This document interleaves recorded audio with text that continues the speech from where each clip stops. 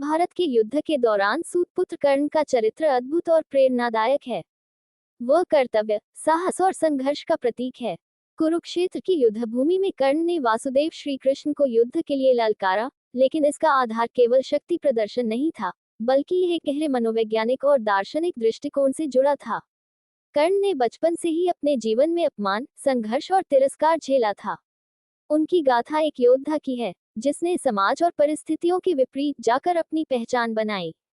कर्ण को सदैव ये पीड़ा रही कि समाज ने उन्हें उनके जन्म के आधार पर ठुकरा दिया।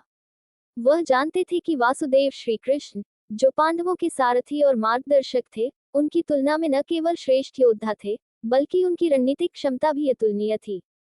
फिर भी कर्ण ने श्री कृष्ण को युद्ध के लिए ललकारा। कर्ण का वासुदेव को ललकारने का मुख्य कारण ये था कि वह अपने जीवन के संघर्षों और तिरस्कार का प्रतिशोध लेना चाहता था। उसे यह ज्ञात था कि श्री कृष्ण केवल भगवान नहीं, बल्कि धर्म के संरक्षक और सत्य के प्रतीक हैं। कर्ण ने श्री कृष्ण को युद्ध के लिए चुनौती देकर यह सिद्ध करने की कोशिश की कि वह किसी भी योद्धा से पीछे नहीं है। जब कर्ण ने वासुदेव को ललकारा, तो श्री कृष्ण मुस्कुराए और शांतिपूर्वक उत्तर दिया। उन्होंने कर्ण से कहा, हे कर्ण, मैं इस युद्ध में एक सारथी के रूप में आया हूँ, योद्धा के रूप में नहीं। लेकिन यदि तुम मुझसे लड़ना चाहते हो, तो ये तुम्हारी आत्मा की बेचैनी और क्रोध का प्रतीक है। श्री कृष्ण ने कर्ण को उसके वास्तविक कर्तव्य की याद दिलाए और कहा कि उसे धर्म के पक्ष में खड़ा होना चाहिए।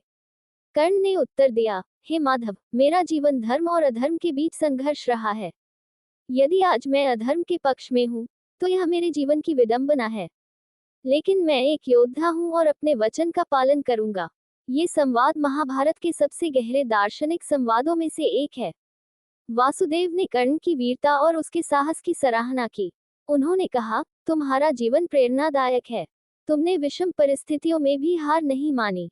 लेकिन याद रखो, सच्चा योद्धा वही है जो धर्म का पालन करता है। कर्ण अपने चरित्र की मजबूती और वचनबद्धता के कारण इस संवाद के बाद भी अपनी राह पर अडिग रहे। कर्ण द्वारा वासुदेव को युद्ध के लिए ललकारना केवल एक शक्ति प्रदर्शन नहीं था, बल्कि एक योद्धा की आत्मा की पुकार थी। ये घटना हमें सिखाती है कि संघर्ष और कर्तव्य के बीच संतुलन कैसे बनाया जाए।